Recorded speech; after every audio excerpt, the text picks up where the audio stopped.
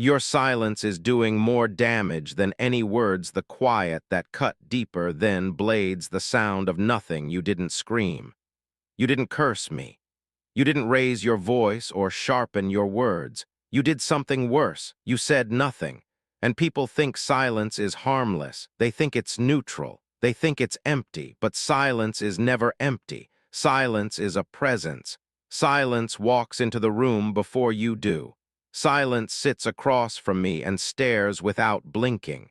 Silence breathes. Silence waits. I remember the sound of nothing, the way it pressed against my chest, the way it filled every corner of my mind, the way it made even my own thoughts feel too loud. I spoke, I reached, I explained myself 1,000 different ways, and silence answered every time. Unread messages, questions with no replies, doors I knocked on until my knuckles bled, never opening. I stood there wondering if I was invisible, if my voice dissolved the moment it left my mouth, if I existed only in my own head, because silence has a way of making you doubt reality. It whispers lies without saying a word. It convinces you that you imagined everything, that you mattered less than you thought, that maybe you were never worth responding to at all. I searched the empty rooms for echoes, for proof I had been here, for proof that someone noticed. But all I found were shadows, cold walls, and the sound of my own breathing, reminding me I was still alive while feeling completely erased. Silence doesn't attack you outright, it starves you. It takes away reassurance, it takes away closure, it takes away dignity. It leaves you standing in the aftermath of a conversation that never happened. You start replaying every moment, every word you said, every word you didn't say. You tear yourself apart looking for the mistake that deserved this punishment. Was I too much, not enough? Too loud? Too honest? Too real? Silence never answers, and that's how it wins. I waited. I told myself it would break eventually. That people don't stay quiet forever, but silence is patient. Silence enjoys the wait. Days passed, then weeks. Then something inside me started to rot, because being ignored doesn't just hurt, it humiliates, it reduces you to a question mark. And the worst part, no one sees the damage. There are no bruises, no scars they can point to, just a slow collapse behind the eyes. I learned how loud my thoughts could get when no one interrupted them. How cruel they could be when they thought they were alone. Silence let them run wild. It let doubt speak freely. It let fear take the microphone. It let every insecurity I ever buried crawl back to the surface and demand answers. And I had none. I wasn't angry yet, not fully. I was wounded, confused, still hoping, because hope is stubborn. Hope keeps knocking even when the door is clearly locked. But silence never even rattled the handle. It just stood there, watching, judging, teaching me a lesson I never asked to learn. You didn't have to tell me I wasn't important. You didn't have to say I was disposable. Your silence did that for you. And slowly, quietly, something inside me began to change. Not loudly, not dramatically, just a small fracture. A realization forming in the dark that the quiet wasn't an accident, that it wasn't temporary, that it wasn't mercy. It was a message, and it was cutting deeper than any blade ever could. When silence became a weapon, silence didn't just happen. It was chosen. That's the truth people avoid. Silence is not absence. Silence is intent. Words can wound, yes. Words can bruise. Words can scar the surface. But silence erases. You didn't confront me. You didn't accuse me. You didn't even bother to tell me I was wrong. You decided I wasn't worth the effort. And that choice cut deeper than any insult ever could. Because when someone shouts at you, at least they see you. When someone attacks you, at least they acknowledge your existence. Cruel words still recognize that you are there. But silence pretends you never existed at all.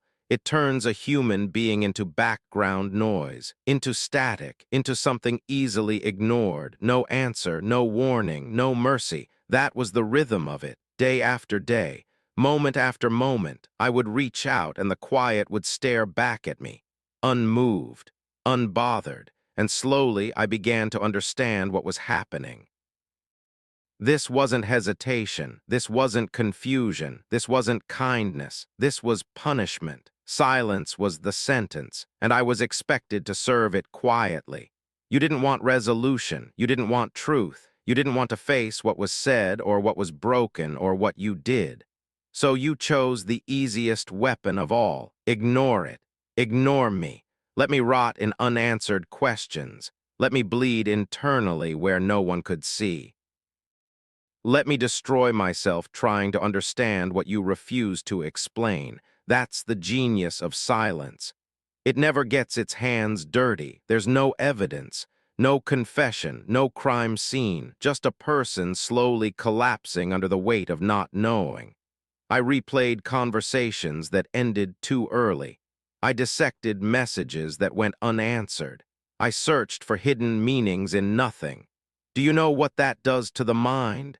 It turns it into a battlefield. Every thought fights every other thought. Hope clashes with reality. Logic gets drowned out by fear. And the quiet just watches, no answer, no warning, no mercy. You let me imagine 1,000 endings, and every single one was worse than the last. Silence gives your fears permission to speak freely. It hands them a microphone and steps aside. Maybe you're unwanted, maybe you're disposable, maybe you crossed a line you'll never see. Silence never corrects those thoughts. It lets them grow. And I tried to be patient. I told myself not everyone communicates the same way, that maybe you needed time. But time doesn't excuse erasure. There's a difference between space and abandonment, between reflection and dismissal. You didn't ask for space. You didn't say goodbye. You didn't explain. You vanished. And that vanishing act told me everything. It told me my pain was inconvenient, my presence optional, my voice unnecessary. You didn't silence the problem. You silenced the person. And that's when something inside me hardened. Not all at once, not dramatically, just a quiet shift. A realization that settled in my bones. That silence wasn't weakness, it was power. And you were using it expertly. You knew I would question myself. You knew I would hesitate to get angry. You knew I would blame myself before blaming you. Silence manipulates without effort. It gaslights without speaking. It punishes without consequence. No answer, no warning, no mercy. And the most dangerous part, everyone else sees nothing wrong. From the outside, it looks calm, mature, peaceful even, but inside it's chaos. Inside, it's screaming questions with no place to land. Inside, it's waiting for a verdict that never comes. I wasn't fighting you anymore. I was fighting myself. And you knew it.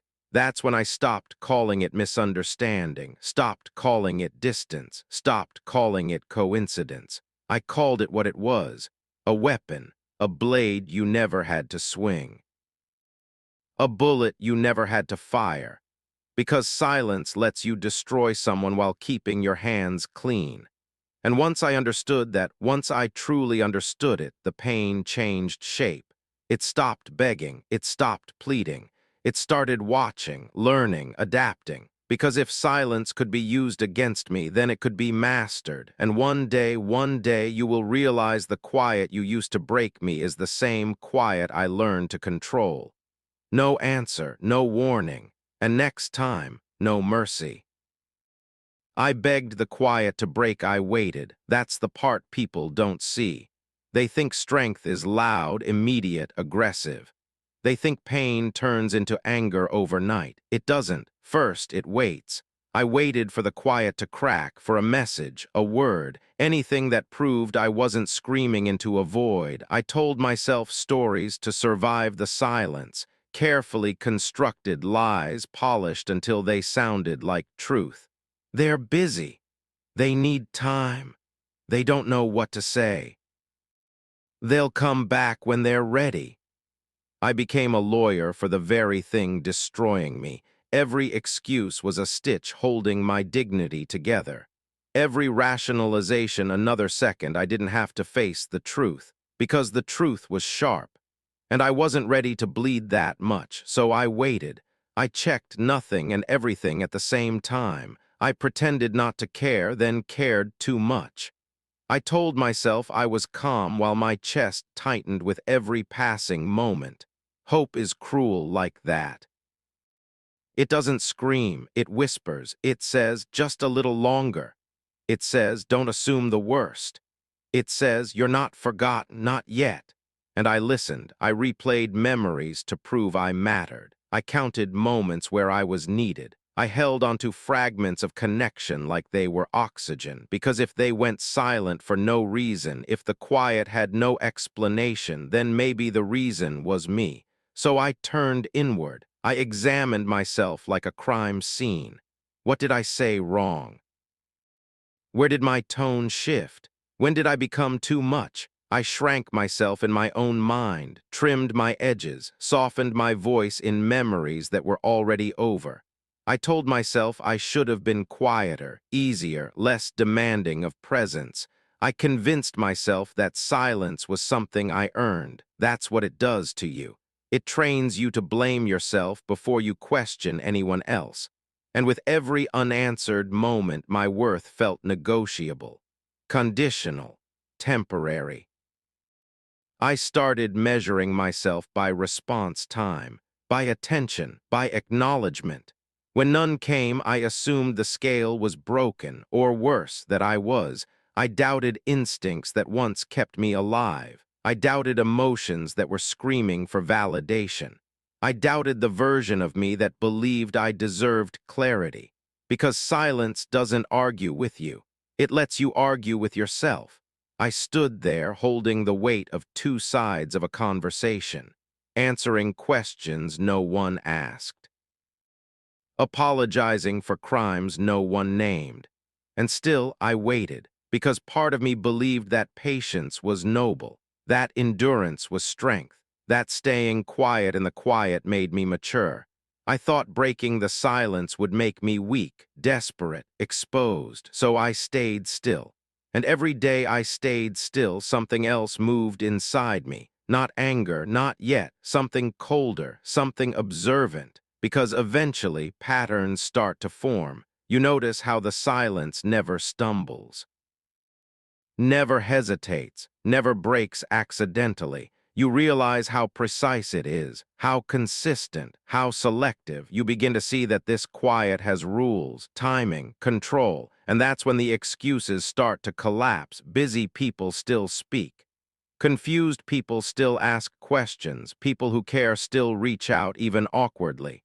Silence like this is clean, too clean. That realization didn't explode in me. It seeped, slowly, reluctantly, like poison disguised as clarity. I started to understand that waiting wasn't patience anymore. It was permission. Permission for the quiet to define me, to shrink me, to keep me suspended in uncertainty. And for the first time, I felt something shift, not rage, not power, awareness. A subtle understanding that my hope was being used against me, that my empathy was being weaponized, that my willingness to wait made silence stronger. Still, I didn't break, not yet. I held on a little longer. Because letting go felt like admitting defeat. Because walking away without answers felt like losing. But deep down, a truth was forming. A truth I didn't want to name, that the quiet wasn't confused, it wasn't temporary, it wasn't accidental, it was intentional, and that realization sat heavy in my chest, unspoken, unreleased, like a storm gathering pressure but refusing to strike. I was still vulnerable, still open, still bleeding quietly, but something had changed. I wasn't begging anymore, I was watching, and the quiet didn't know it yet, but it was running out of time. Conversations I had alone when no one answered, I did. That's how it started, not with strength, not with courage, with necessity, because silence leaves space, and the mind rushes in to fill it. I began talking to myself without realizing it. Not out loud, not at first, just thoughts circling like vultures, questions answering questions, doubts feeding doubts. I became both the voice and the audience, the accuser and the accused, the judge and the prisoner. Every wall became a witness, every shadow a listener, every memory a conversation that refused to stay buried. I replayed moments like they were evidence, paused them, rewound them, changed my tone in hindsight. If I had said less, if I had waited, if I had been smarter. The quiet gave me all the time in the world to interrogate myself. And mirrors don't blink, they don't interrupt. They don't correct you, they just stare. I'd look at myself and wonder when I became this fragmented thing. This person split between what was said and what was meant, between who I was and who I was becoming. I asked questions I never would have asked before. Are you difficult? Are you disposable? Do people leave because of you? And the worst part, there was no one to stop me. Silence doesn't defend you, it doesn't reassure. It lets your harshest thoughts run free. So I argued with ghosts. I explained myself to people who weren't there. I imagined responses I would never hear. I won debates that didn't matter and lost ones that never happened. I practiced conversations I'd never get to have. That's when I realized how loud the inside of my head could be. An echo chamber, every doubt bouncing back stronger than before, every insecurity amplified, every fear dressed up as logic. Silence forces introspection. And introspection isn't gentle, it digs, it pries. It pulls you apart to see what's underneath. At first, it felt destructive, like self-inflicted damage, but even destruction reveals structure. I started noticing patterns, how quickly I took responsibility for everything, how easily I excused others, how naturally I turned blame inward. I noticed how often I minimized my own pain just to keep the peace, how often I swallowed words to avoid discomfort, how often I mistook endurance for strength. The quiet showed me that, not kindly, not softly, but clearly. I began to see how silence had trained me, how it made me smaller without touching me, how it taught me to speak less, ask less, expect less. And that realization hurt more than the silence itself, because it meant this wasn't new, it was familiar. I had been preparing for this my whole life. Every time I wasn't chosen, every time I wasn't heard, every time I was told to wait quietly. Those moments were rehearsals. And now here I was, alone with my thoughts, finally paying attention. I talked to the version of me that still hoped. I talked to the version that was tired of hoping. I talked to the version that wanted to burn everything down. They all wanted different things. One wanted answers, one wanted peace, one wanted control, and silence forced me to listen to all of them. That's when the fracture started, not a clean break, a crack. The kind that spreads slowly, quietly, until one day the structure fails. I could feel something splitting inside me, the part that needed validation pulling away from the part that wanted freedom. I started asking a new question, not why are they silent, but why am I still waiting? That question changed everything, because it shifted the focus. It pulled the spotlight off them and aimed it directly at me. And I didn't like what I saw. I saw someone negotiating their worth, someone shrinking to fit someone else's absence, someone living in anticipation instead of intention. The mirror didn't blink, and for the first time I didn't look away. Silence had stripped away distraction. No noise, no outside influence, just me, raw, unfiltered. I saw my flaws clearly, but I also saw something else. Resilience. I was still here, still thinking, still standing, despite everything. That mattered. And slowly the conversations changed. They became quieter, sharper, more focused, less apology, more observation. I stopped asking myself what I did wrong. I started asking what I would tolerate. I stopped imagining their answers. I started listening to my instincts, and in that quiet space, something unexpected happened. Clarity, not comforting clarity, not peaceful clarity, dangerous clarity, the kind that doesn't soothe you, the kind that arms you. Silence had forced me inward, but it didn't break me there, it sharpened me. Because when you spend enough time alone with your thoughts, you learn which ones deserve to survive and which ones need to die. The echo chamber began to collapse. The mirror stopped accusing and started revealing. And I realized something that made my spine straighten. If silence could push me this far inward, if it could force me to face every weakness, every fear, every crack, then maybe this collapse wasn't the end. Maybe it was the beginning. I wasn't whole anymore, but I was aware.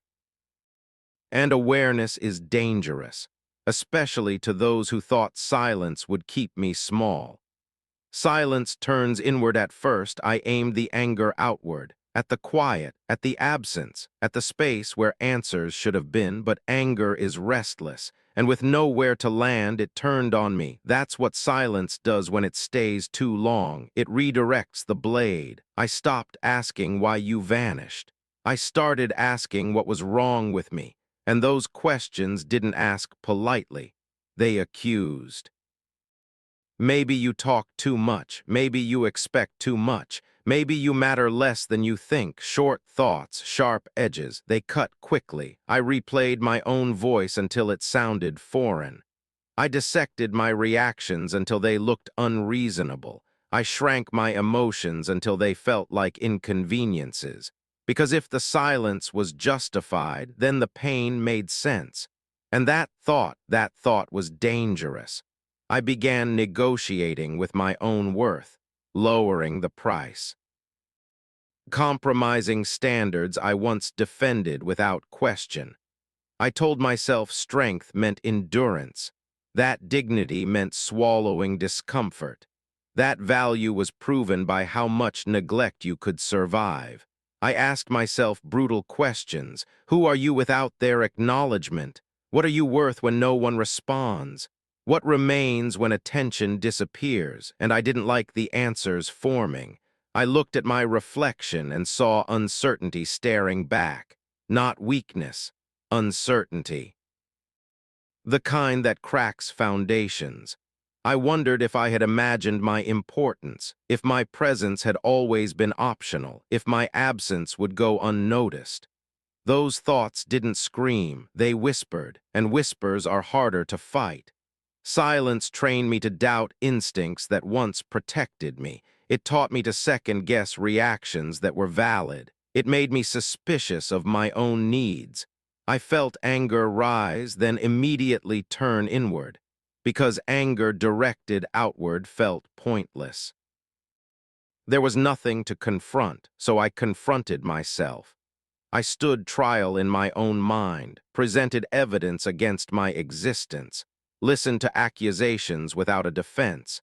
Maybe you deserve this. Maybe you pushed too hard. Maybe you weren't enough. That sentence repeated again and again. Maybe I deserve this. And when that thought landed, something changed. Because that's where villains are born, not in rage, not in chaos, in acceptance.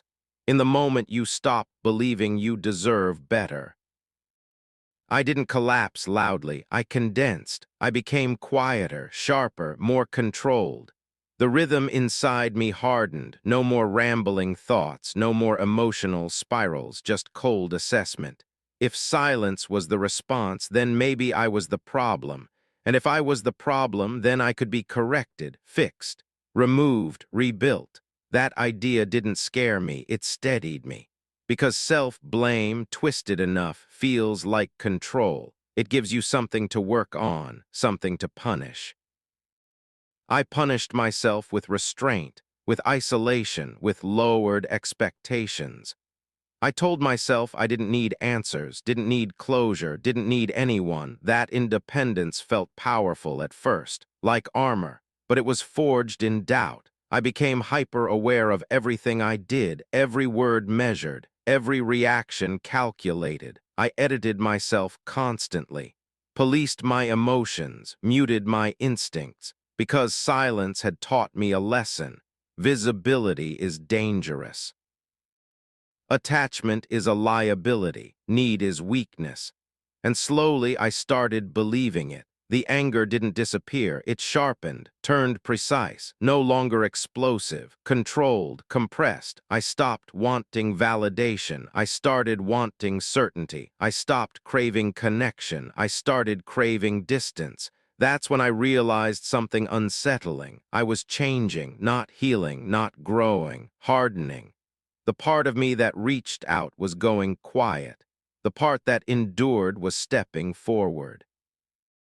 And that part didn't ask for permission. It didn't beg. It didn't hope. It evaluated. It asked one question. If silence is the standard, what kind of person survives it? Not the soft, not the hopeful, the disciplined, the detached. The one who no longer expects mercy. That's when the rhythm locked in. Short thoughts, hard conclusions. I don't need answers. I need resolve. I don't need to be understood. I need to be unshakable. I don't need approval. I need control. And with every repetition, my identity shifted. I wasn't broken yet, but I was bending in a new direction, toward something colder, something darker, something that didn't rely on anyone else's voice to exist. The silence thought it was punishing me. It didn't realize it was teaching me how to stand alone, how to carry weight without witnesses, how to let anger settle instead of explode. This wasn't the end of me. This was the seed, planted in doubt, watered by neglect. And it was growing, quietly, just like the silence that started it all.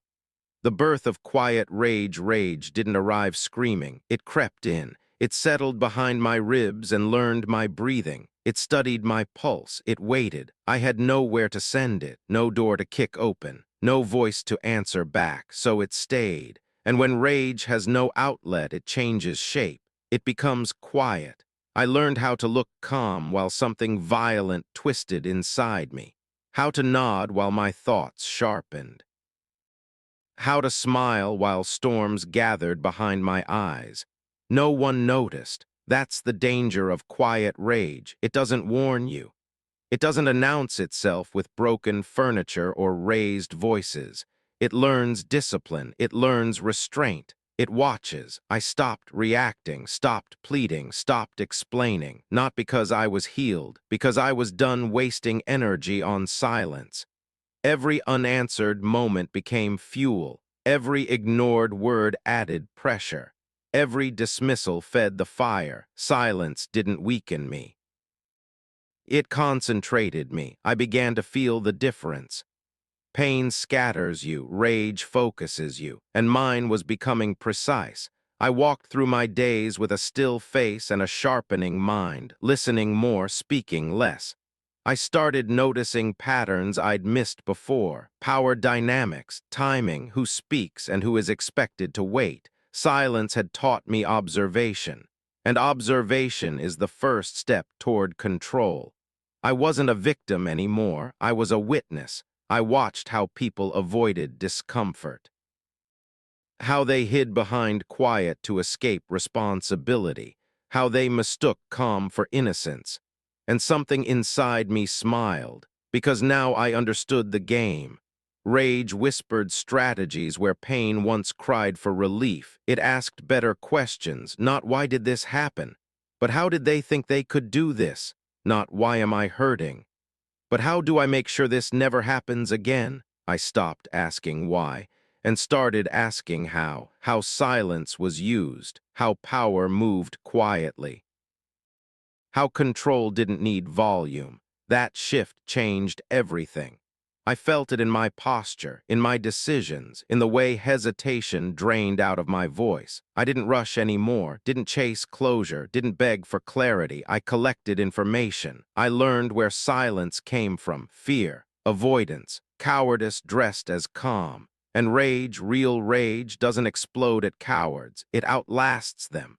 I began to enjoy the stillness, because stillness gave me time to rebuild myself without witnesses, time to harden without interference, time to let anger mature into something sharper. I wasn't angry at the world. I was prepared for it. That's the difference. Broken people react. Dangerous people adapt, and I was adapting fast. Silence became my training ground, every ignored moment a repetition, every unanswered question a weight added to the bar. I grew stronger without anyone noticing. I stopped needing to be seen, stopped needing to be heard. I started needing to be ready. Ready for what? For the moment when silence would no longer protect them, because quiet rage remembers everything. It remembers the exact moment you realized you were expendable, the exact second hope died, the exact breath where patience turned into resolve. Those moments don't fade, they sharpen. I felt my emotions reorganize, no more chaos, no more spirals, just focus. Anger stopped lashing out and started building inward. Layer by layer, brick by brick, I was constructing something.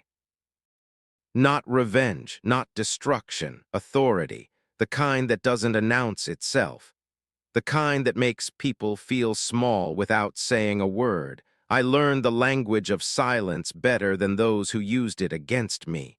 Learned how to withhold, how to pause, how to let absence speak louder than accusation. And in that learning, I crossed a line. I no longer wanted answers. I wanted leverage. I no longer needed validation. I needed position. I was no longer waiting to be chosen. I was deciding who deserved access. That's when the tone changed. Not loud, cold, clean, unapologetic. I felt the victim dissolve, not dramatically. Naturally, victims ask for fairness. Observers understand reality, and I understood it clearly now. The world doesn't reward vulnerability, it tests it. And silence is one of its favorite tests. I passed, not by breaking the quiet, by mastering it. Rage settled into my spine like steel, heavy, unyielding. I didn't need to shout to feel powerful. I didn't need to be seen to know my value. I had something better, control over myself, and that terrified me in the best possible way. Because once rage becomes quiet, it becomes patient, and patience is lethal to anyone who thought time was on their side. I looked at myself and saw someone new, not healed, not kind, aware, focused, capable of waiting longer than anyone else in the room. Silence thought it had turned me invisible. It didn't realize it had turned me into something watching from the dark, something measuring distances, timing breaths, calculating outcomes, something that doesn't rush, something that doesn't forget. I stopped asking why and started asking how to move without noise, how to grow without permission, how to become inevitable. And once that question took root, there was no going back, because quiet rage doesn't burn out, it forges. And what it forged in me was not chaos, it was certainty. Cold, unshakable, dangerously calm, the silence created this, and soon, very soon, it will understand what it made. Silence is a choice. I used to think silence just happened, that it drifted in by accident, that it was the space between thoughts. The pause before understanding. I was wrong. Silence is not passive. Silence is a decision. And once I saw that, I couldn't unsee it, because people who care don't vanish. People who are confused still ask questions. People who are unsure still reach out, even clumsily. Silence like this is deliberate. It is measured, timed, calculated. You didn't stay quiet because you didn't know what to say. You stayed quiet because saying something would have cost you responsibility, accountability, discomfort. Silence was cheaper. And I understand that now. Silence lets you avoid the mirror. It lets you step around consequences. It lets you walk away without admitting you ran. You didn't choose peace. You chose control, because silence puts the weight on the other person. It forces them to guess, to wait, to doubt themselves while you remain untouched. Silence keeps your hands clean while someone else bleeds internally. And don't mistake that for innocence. Silence is not neutral. Silence is a statement. It says, I don't have to explain myself to you. It says, your confusion is not my problem. It says, I'd rather let you suffer than face this. That's not maturity. That's avoidance wearing a calm expression. I see it clearly now. Silence is cowardice dressed as composure, fear pretending to be restraint, control pretending to be distance. You didn't stay quiet because you were strong. You stayed quiet because you were afraid of what honesty would expose, afraid of conflict, afraid of being seen, afraid of admitting fault. So you chose the option that protected you. You erased me instead. And here's the truth you didn't expect me to learn. Silence doesn't make you powerful.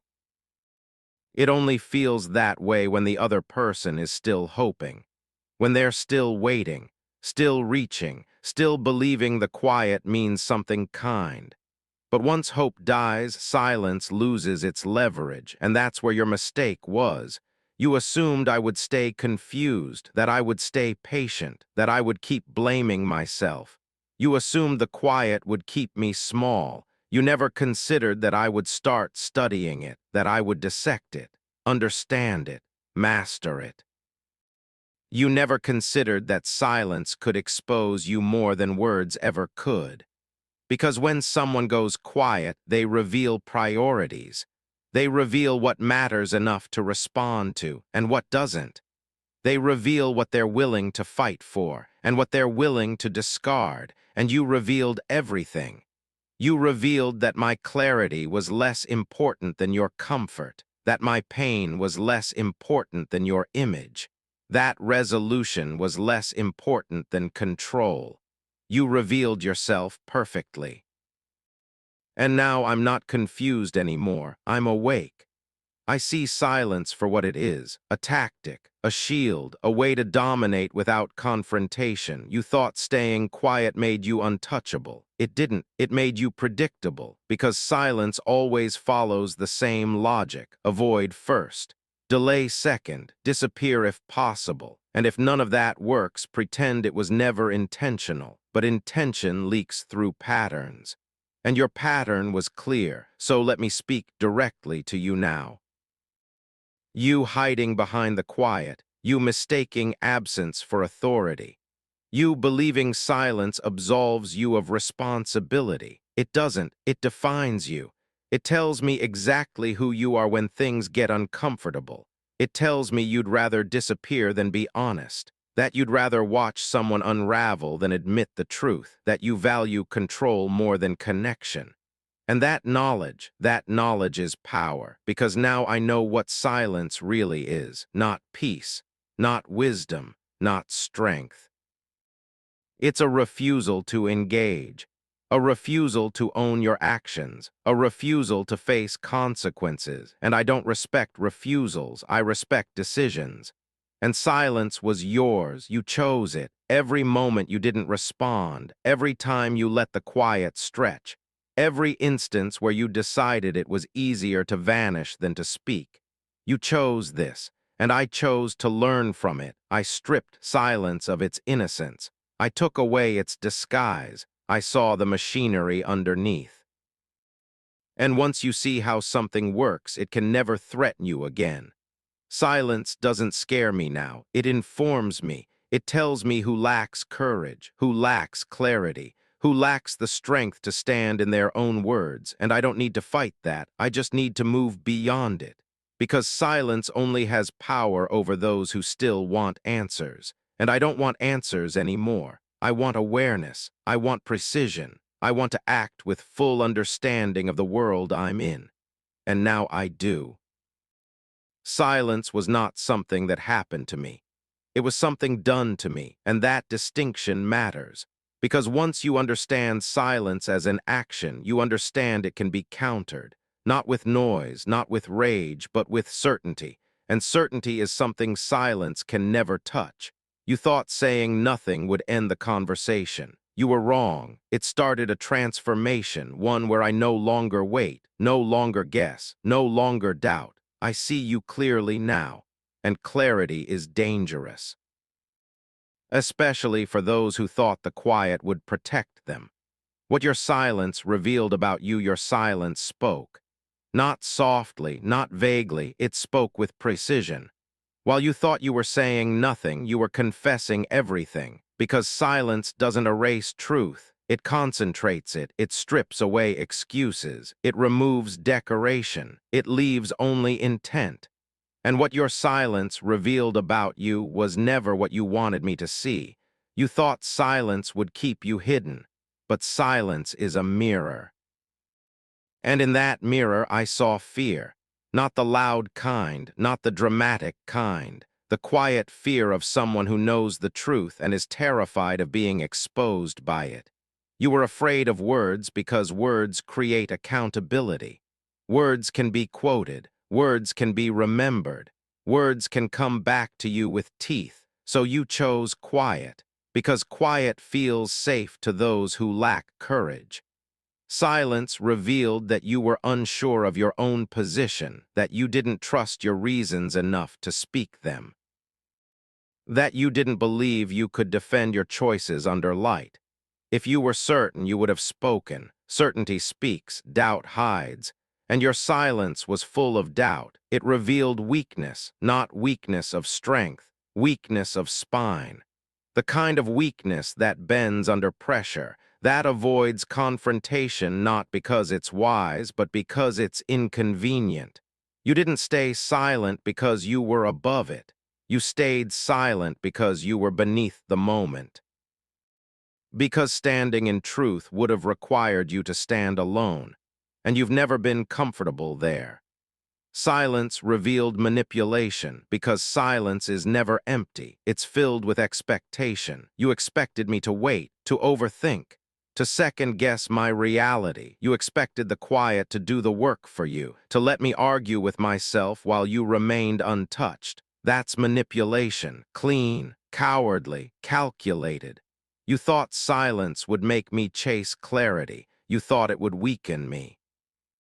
But you misunderstood the nature of attention. Attention is power. And by going silent, you handed me the chance to redirect mine.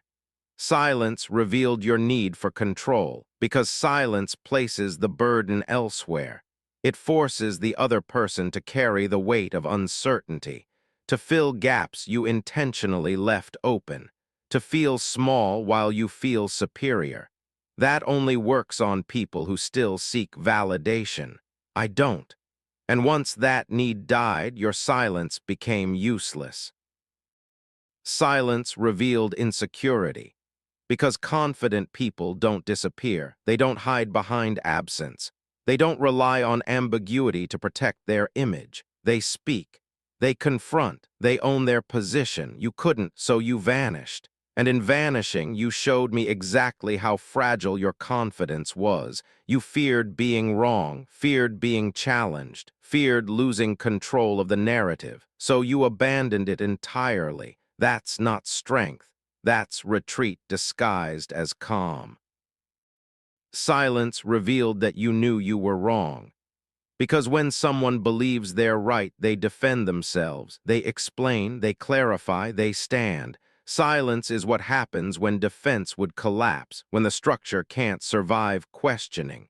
You knew if you spoke, the cracks would show, so you chose quiet, and quiet betrayed you. Because silence doesn't hide guilt, it amplifies it, it lets it echo, it gives it room to breathe.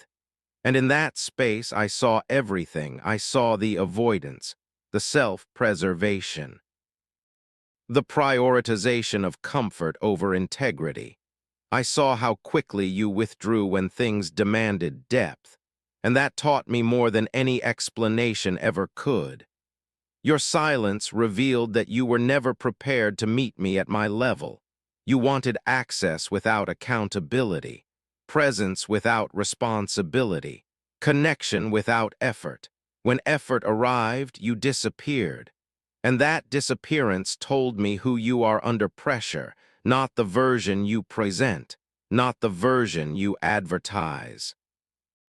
The version you become when silence feels safer than truth.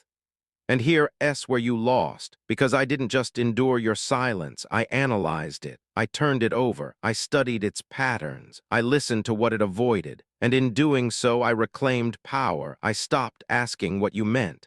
I started asking what your silence required from you: fear, distance, evasion. That's the cost you paid, and I walked away richer, because silence only has meaning when someone else assigns it value.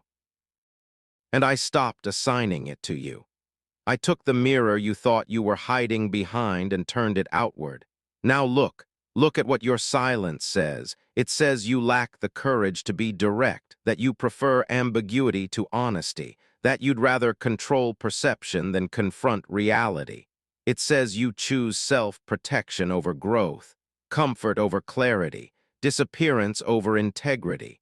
And that reflection belongs to you, not me. I don't carry your silence anymore. I translated it. I decoded it. I extracted truth from it.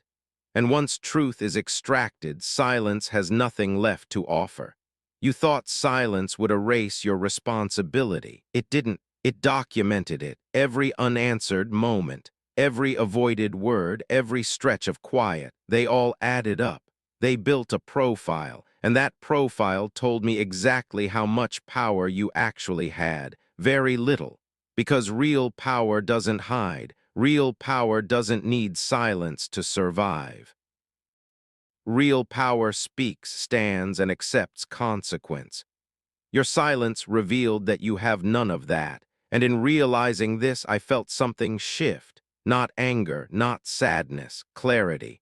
The kind that sharpens your spine, the kind that ends attachment, the kind that turns confusion into certainty. I no longer wonder who you are. You showed me without saying a word, and I thank you for that, because now I move forward unburdened, unimpressed, uncontrolled. Your silence was supposed to make me small. Instead, it made me precise. It taught me how to read absence, how to hear what isn't said, how to recognize fear when it hides behind calm. And that skill makes me dangerous. So keep your silence. Wear it like armor if you need to. But know this, I already saw through it. And once someone understands you that deeply, without you ever speaking, you've already lost control. The moment I stopped waiting, I used to wait. I waited for explanations that never came. I waited for apologies spoken too late or not at all. I waited for the universe to look back at me and admit it was wrong. I waited because I believed waiting meant strength, because they told me patience was noble, because they said time reveals truth. That was the first lie I swallowed whole. Time doesn't reveal truth. Time only reveals who survives without it. I waited while they walked away untouched. I waited while silence replaced accountability. I waited while my questions echoed back at me like a cruel joke. And every second I waited, something inside me was dying, not loudly, not dramatically, quietly, piece by piece. I told myself I needed answers to move forward. I told myself closure was the key. I told myself healing required understanding, but understanding never came, and healing never started. Only waiting. Waiting became a prison. A self-built cage lined with hope and excuses, hope that they'd explain, hope that they'd regret, hope that one day it would all make sense. But hope is dangerous when it's fed by people who benefit from your silence. I realized something brutal in that stillness. They weren't confused, they weren't unaware, they weren't lost, they chose, and my waiting only protected them from consequences. That was the moment something snapped, not with rage, not with tears, with clarity. I stopped waiting. I didn't announce it. I didn't seek permission. I didn't need a ceremony or a final conversation. I just stopped. stopped checking for messages that would never come, stopped replaying conversations in my head, rewriting them with better endings, stopped asking why as if the answer would resurrect what was already dead. I let the questions rot, because I finally understood this truth. Some people don't owe you answers. They owe you nothing because they already took everything they could. Waiting for them to give something back is how they win twice. So I cut the cord, not gently, not kindly, completely. I severed the emotional supply line that kept them relevant in my mind. I ripped out the need to be understood by those who never tried to understand me. I buried the fantasy version of them I kept alive to avoid accepting who they really were. That hurt more than the betrayal, because fantasies are comfortable. Truth is sharp. Truth says they didn't misunderstand you. Truth says they saw your value and chose to ignore it. Truth says they benefited from your patience while you starved yourself emotionally. And once you see that, you can't unsee it. That's when hope died, and I let it. I didn't mourn it. I didn't fight to keep it alive. I watched it fade and felt lighter. Hope for answers is heavy. Hope for closure chains you to the past. When I let it go, I felt something unfamiliar. Freedom, not the soft, peaceful kind they sell in self-help books. The cold kind, the quiet kind, the kind that doesn't comfort you. The kind that sharpens you. I accepted that there would be no final conversation, no confession, no moment where they suddenly realized what they lost. I accepted that some stories don't end with justice. And that acceptance changed me.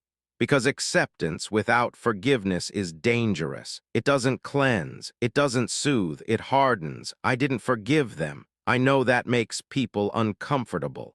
They want forgiveness to be mandatory. They want it to be the moral finish line. But forgiveness is optional when survival is at stake. I chose acceptance instead. Acceptance that they are who they are. Acceptance that what happened happened. Acceptance that it will never be undone. No rewriting, no reframing, no spiritual bypassing, just reality. And reality doesn't ask you to forgive. Reality asks you to adapt. I didn't heal, I adapted. Healing implies returning to who you were before. I didn't want that person back. That version of me waited. That version of me believed words over patterns. That version of me kept doors unlocked for people who kept stealing from the house. I adapted because staying soft in a hard world is not virtue. It's vulnerability without strategy. Adaptation meant learning how to function without answers, without validation, without external confirmation that my pain was justified. I validated myself. I looked at the scars and stopped asking who caused them. I started asking what they taught me. They taught me restraint. They taught me distance. They taught me precision. They taught me that not everyone deserves access to your inner world. They taught me that silence can be a weapon when used correctly.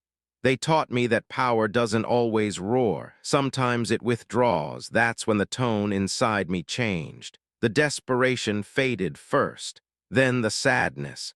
Then the anger burned itself out. What remained was something colder, control. I no longer needed them to acknowledge what they did. I no longer needed an apology to validate my experience. I no longer needed closure to move forward. I closed the door myself, not dramatically, not with a slam, with a lock, and I kept the key. I stopped explaining my pain to people committed to misunderstanding it. I stopped chasing conversations that only existed in my head. I stopped hoping that my absence would suddenly make them reflect. If they didn't value my presence, my absence wasn't a lesson. It was a relief for me. That realization was power, because power doesn't beg to be recognized. Power recognizes itself. I began to feel the shift in how I spoke, how I walked, how I listened. I spoke less. I observed more. I stopped volunteering my wounds as proof of sincerity. I stopped trying to be seen as good. I focused on being unbreakable. That's when dominance entered the room, not the loud, insecure kind. The quiet kind that doesn't need to announce itself. Dominance that comes from knowing you will never wait again. I don't wait for people to choose me. I don't wait for respect to be handed out. I don't wait for the right moment to become who I am. I decide, I move, I act. Waiting is what powerless people are taught to do. Wait your turn, wait for permission, wait until they're ready. I stopped waiting because I realized something terrifying. No one is coming, no savior, no explanation, no redemption arc delivered by someone else. There is only the moment you decide to stand up and stop bleeding in public. I stood up, not healed, not whole, but aligned. Aligned with reality instead of fantasy. Aligned with action instead of hope. Aligned with strength instead of longing. I no longer ask why they did it. That question is irrelevant. What matters is what it made me. It made me less naive, less available, less forgiving, and infinitely more dangerous, because I no longer need emotional resolution to move forward. I no longer need fairness to function. I no longer need understanding to dominate my own life. I operate without expectation now. And that terrifies people, people who rely on your hope, people who benefit from your patience, people who assumed you'd always wait. They feel it when you stop. They feel the shift even if they don't know why, because energy doesn't lie. I don't chase anymore. I don't explain anymore. I don't wait at doors that never opened. I build my own. And I decide who enters. This is what they don't tell you about letting go. It doesn't make you kinder. It makes you clearer, clear about boundaries, clear about patterns, clear about your own capacity for survival. I am no longer the person who waits for closure. I am the person who closes chapters mid-sentence if needed. No goodbye, no summary, no moral lesson delivered neatly at the end, just action. I accepted what happened without forgiving it. And in that acceptance, I found something far more powerful than peace. I found autonomy. I didn't heal, I adapted. And adaptation is evolution. Evolution doesn't ask permission. It doesn't apologize for changing. It doesn't cling to what almost destroyed it. It sheds skin. It sharpens edges. It survives. So if you're still waiting for answers, waiting for closure, waiting for them to finally say the thing you need to hear, look at yourself. Look at the time you've lost. Look at the power you've handed over. Look at how small waiting has made you feel. Then ask yourself one question. How much longer are you willing to stay frozen for someone who already moved on? I stopped waiting the moment I realized this. Closure is a luxury, strength is a necessity, and I chose strength. Not loudly, not proudly, irreversibly. I didn't heal, I adapted.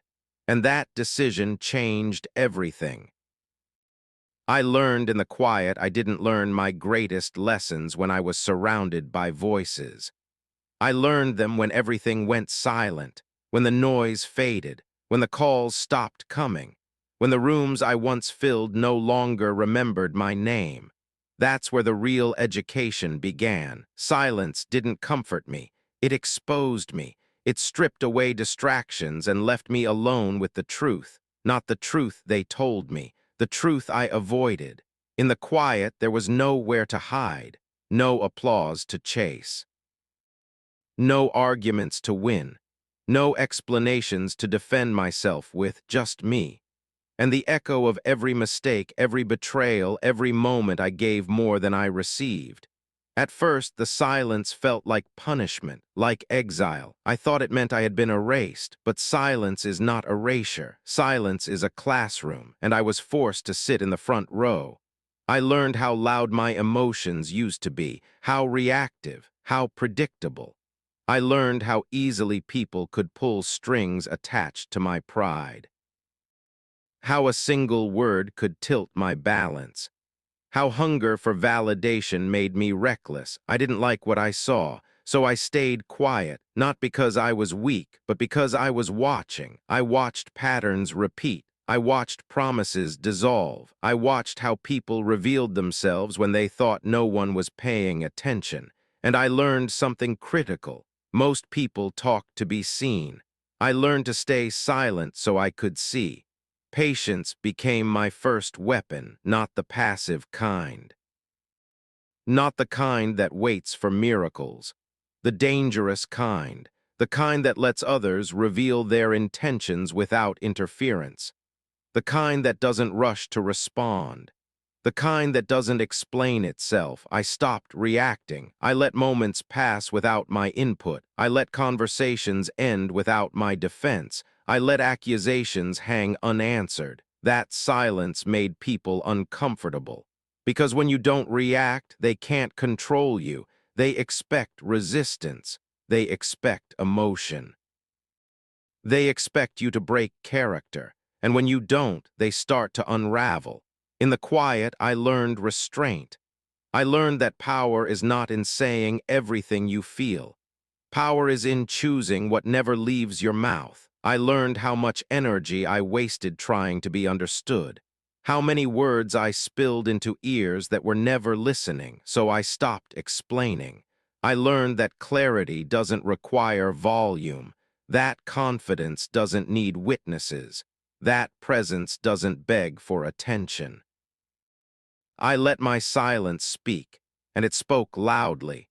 I learned to observe without attachment, to listen without reacting, to see without being seen.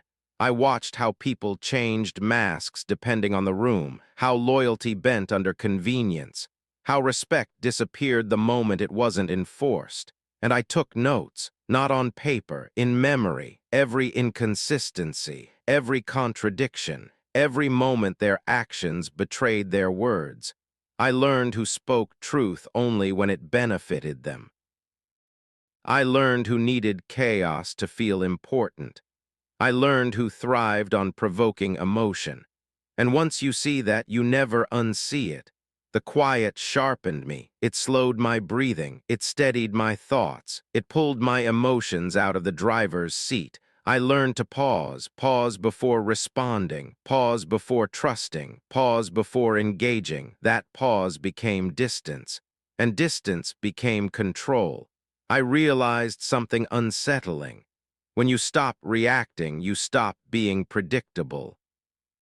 And when you stop being predictable, you become dangerous. I learned to sit with discomfort without trying to escape it, to let anger rise without letting it speak, to feel pain without broadcasting it. That's when I became emotionally untouchable, not because I stopped feeling, but because I stopped bleeding in public.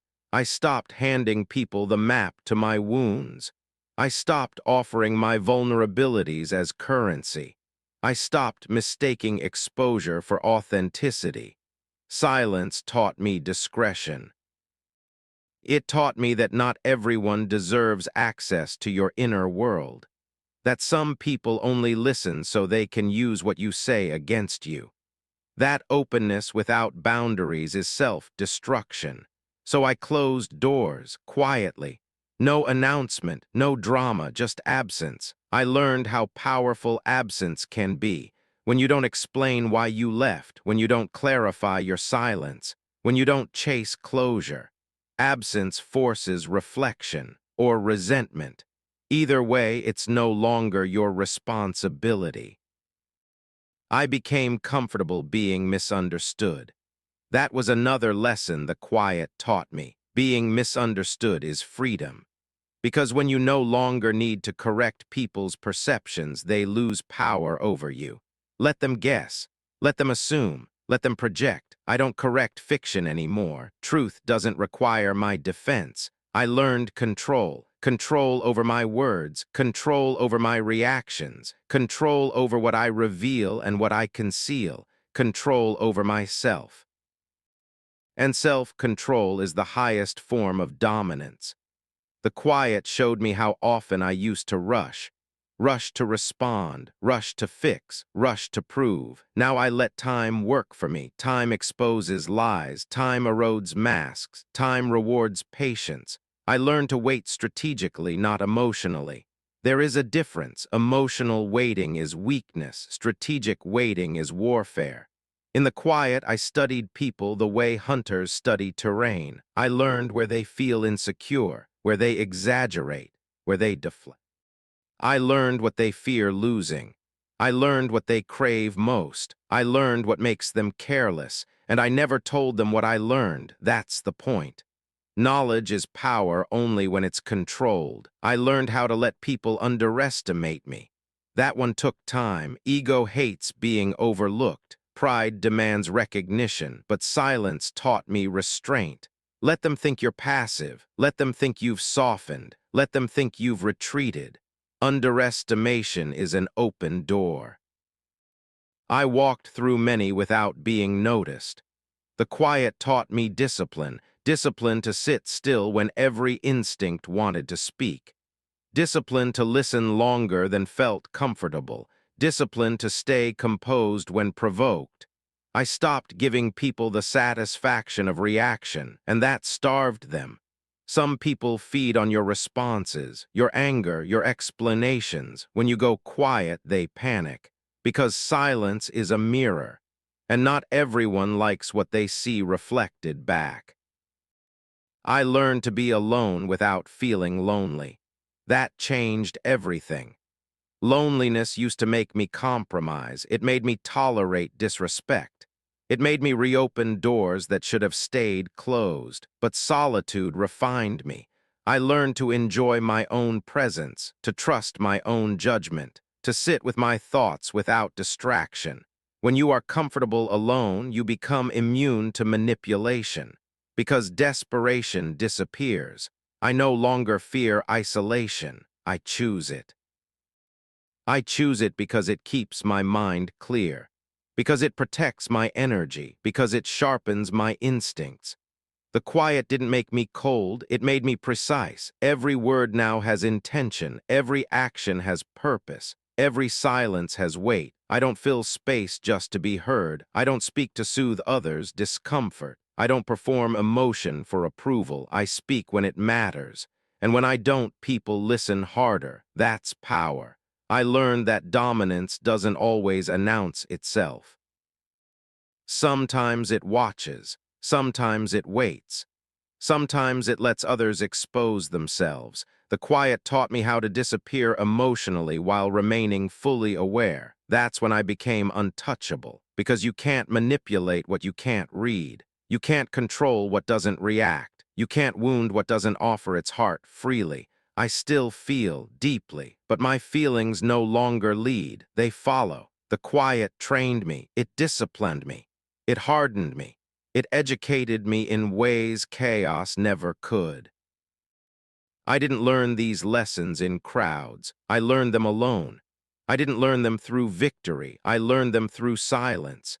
And now silence answers to me. I decide when to speak. I decide when to act. I decide who gets access. I learned in the quiet, and what I learned there made me impossible to control. I rebuilt without witnesses. I didn't rebuild myself in front of an audience. There was no crowd, no applause, no one chanting my name while I put the pieces back together. That's how I know it was real. Because real transformation doesn't ask to be seen. It happens when no one is watching, when no one is clapping, when no one believes in you enough to check if you survived. I rebuilt in silence, not the peaceful kind. The heavy kind, the kind that presses against your chest at night. The kind that forces you to face yourself without distractions. The kind that exposes every weakness you used to hide behind noise. I didn't announce my growth. I didn't post it. I didn't explain it. I let them think I was still broken, because growth unseen is the most dangerous kind. When people don't see you evolving, they keep treating you like the version that failed. And that gives you time. Time to sharpen, time to learn, time to become something they never prepared for. I rebuilt without witnesses because validation was never the goal. Validation is fragile. It depends on moods, opinions, approval. I needed something stronger. I needed foundation. So I stopped performing strength, stopped proving resilience, stopped looking for confirmation that I was doing better. I was doing different, and different doesn't clap for itself. There were days I wanted someone to notice, someone to say, "I see how far you've come." But I swallowed that desire whole, because needing to be seen is how you give power away. I learned to build without recognition, to grow without encouragement, to endure without sympathy. That changed me. No applause means no pressure to maintain an image. No validation means no dependency. No witnesses means no distractions, just work. Relentless, unglamorous work. I rebuilt my mind first, brick by brick. I tore down beliefs that made me small, beliefs that told me I needed permission, beliefs that said suffering was my identity. I replaced them with discipline, with structure, with rules that didn't bend when emotions tried to negotiate. I stopped asking myself how I felt. I asked myself what needed to be done. Feelings fluctuate, standards don't. I rebuilt my emotional core next. I stopped bleeding in front of people who only wanted proof of my pain, stopped explaining myself to those committed to misunderstanding me, stopped offering my wounds as evidence of honesty. I learned containment, not suppression, containment. I felt everything, but I revealed nothing unless it served a purpose. That made me unpredictable, and unpredictability is power. I rebuilt my boundaries in isolation. No debates, no justifications, no compromises disguised as kindness. Isolation makes boundaries clear. When you're alone, you learn exactly what you will and will not tolerate. I learned that loneliness was less painful than disrespect. That solitude was safer than chaos. That being alone was a small price to pay for self-respect. So I chose isolation, not as punishment, as training. Isolation stripped away false connections. People who only showed up when I was useful. People who confused access with entitlement.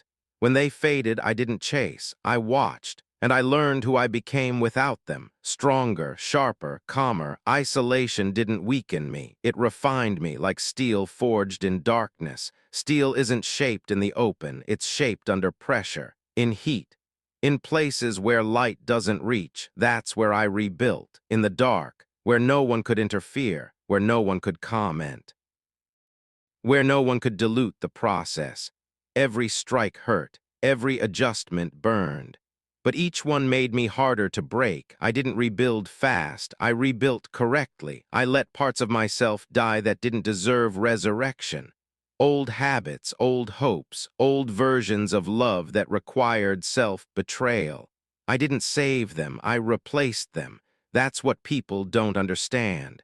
Rebuilding isn't about restoring what was lost. It's about deciding what never returns. I rebuilt my standards higher than my desires, my discipline stronger than my emotions, my silence louder than my explanations. No one saw it, and that was the point. Because when people watch you grow, they try to shape the outcome. They project expectations. They offer advice you didn't ask for. They try to keep you familiar. But growth in secrecy is pure. It belongs to you alone. No witnesses means no interference. No applause means no ego inflation. No validation means no dependency. Just evolution. I learned to trust the process without reassurance. That was one of the hardest lessons. There were moments I questioned myself, moments I wondered if the isolation was turning into exile, but I stayed because I knew this truth. Anyone can change when they're supported. Only the dangerous ones change when they're alone. I rebuilt my patience, not the waiting kind, the controlled kind. The kind that lets others rush while you calculate. The kind that lets people underestimate you while you prepare. I stopped needing immediate results, stopped chasing quick wins, stopped announcing intentions. I moved in silence. And silence is terrifying to those who rely on noise. I rebuilt my identity without mirrors, without feedback, without reflection from others. I became my own reference point. That's when confidence became solid, because it wasn't borrowed, it wasn't echoed, it wasn't dependent on approval, it was earned. Earned in nights no one remembers, earned in battles no one saw, earned in decisions that hurt but aligned me. I rebuilt without witnesses because witnesses turn growth into performance. And performance eventually collapses, but what's built alone endures. I don't need people to acknowledge my progress. I don't need recognition to keep going. I don't need validation to know who I am now. The results speak. In how I move, in what I tolerate, in what I walk away from without hesitation. They won't see it until it's too late, until the version of me they remember no longer exists, until the power I built in the dark steps into the light. And when that happens, there will be no explanation, no announcement, no victory speech, just presence, because I wasn't rebuilt for applause. I was rebuilt for impact, forged where no one could interfere, sharpened where no one could soften me, hardened where no one could save me. I rebuilt without witnesses. And that's why what I became cannot be undone. The villain you created, I didn't wake up one day and decide to become this. I didn't plan it. I didn't fantasize about it. I didn't ask for it. You built this piece by piece, moment by moment, choice by choice. And now you stand back, shocked by the result. That's the part that amuses me, because this didn't begin with rage. It began with tolerance. I tolerated disrespect. I tolerated silence where truth should have lived. I tolerated being overlooked, undermined, underestimated. I tolerated because I was taught that endurance was virtue. That patience meant maturity. That taking the high road would eventually lead somewhere better. I believed that lie longer than I should have. You saw it. You saw how much I absorbed without complaint. How often I chose understanding over anger. How many times I softened myself so others wouldn't feel threatened. And instead of stopping, you pushed. Because people always push when they sense restraint. They mistake composure for weakness. They mistake kindness for permission, so you kept going. You ignored the warning signs. You ignored the tension in my silence. You ignored the way my words grew fewer and sharper. You ignored the pain, and every time you ignored it, something inside me shifted. I didn't break. I reorganized. I learned. I adapted. I stopped asking why you treated me that way. I stopped looking inward for faults that weren't mine. I stopped shrinking to make your comfort easier. That's when victimhood died. I don't wear it. I don't claim it. I don't need it. Victimhood keeps you frozen in the moment of harm. I chose movement instead. I chose ownership, full ownership of what I became, of how I changed, of the parts of me you now call dangerous. Don't misunderstand me. I take responsibility for the monster, but I won't take the blame alone. You contributed every ignored boundary, every dismissed concern. Every time you chose convenience over accountability. That was your craftsmanship. You forged this with indifference. And now you're uncomfortable with the result. You call me cold. Of course I am. Warmth was wasted on people who mistook it for weakness. You call me ruthless. No, I'm precise. Ruthlessness is chaos. Precision is controlled force. You call me bitter. That's projection. Bitterness complains. I execute. I stopped explaining myself to people who only listened long enough to twist my words. I stopped defending my character against those committed to misunderstanding it. I stopped playing the role you wrote for me. And when I stepped out of it, you panicked. Because the version of me you could control is gone. You preferred me when I was quiet and compliant, when my anger stayed polite, when my boundaries were negotiable. You preferred me powerless. And when that power returned, you labeled it villainy. That's how it always goes. When someone finally stops accepting your behavior, you call them the problem. When someone mirrors your cruelty with clarity, you call them cruel.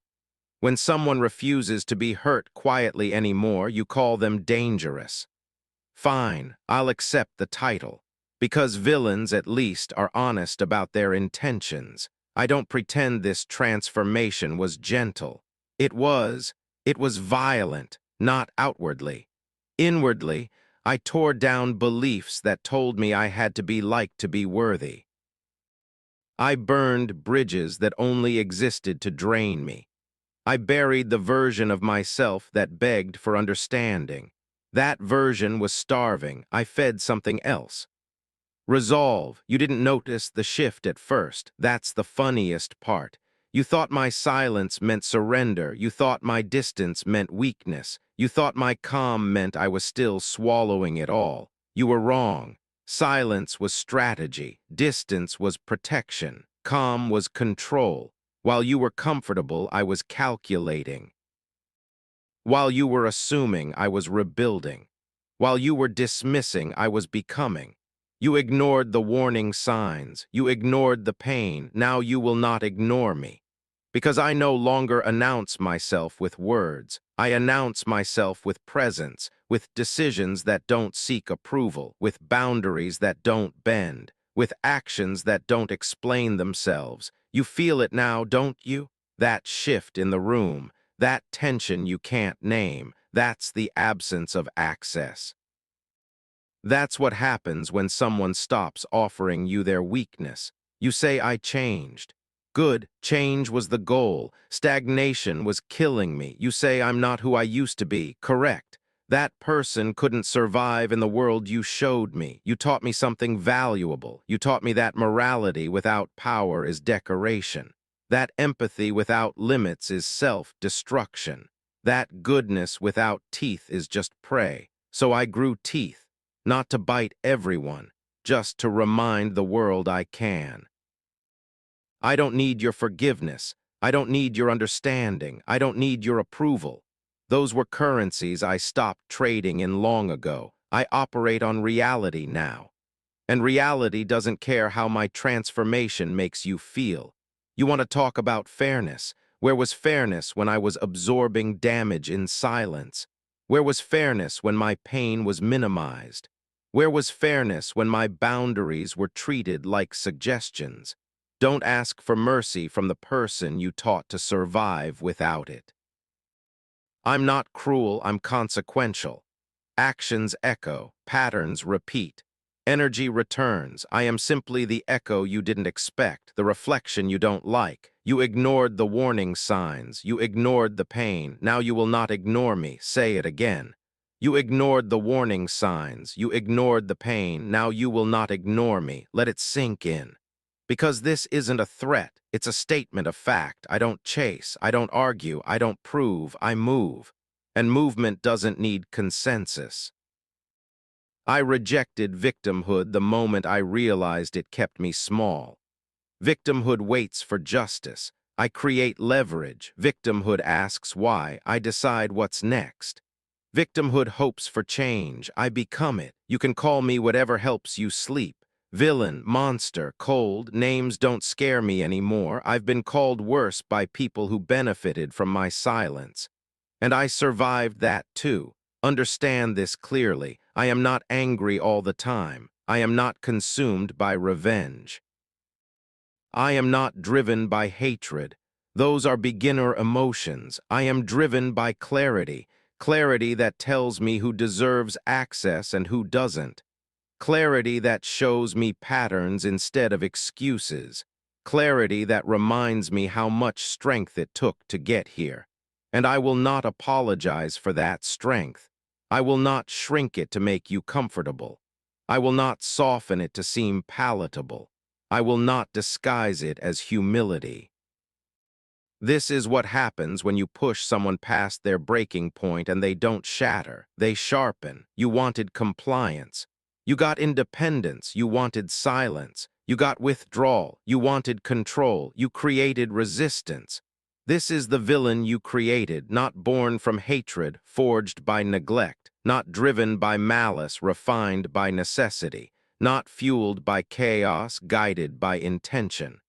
I stand in full ownership of who I am now. No excuses, no regrets. I accept the transformation completely. And here's the part you need to understand before this ends. I didn't become this to hurt you. I became this so you could never hurt me again. That's the difference. You ignored the warning signs. You ignored the pain. Now you will not ignore me, because I am no longer asking to be seen. I am impossible to overlook. And this is the cost of underestimating someone who was quietly learning how to survive without you. I speak less now, I speak less now. Not because I have nothing to say, but because I finally understand the cost of every word.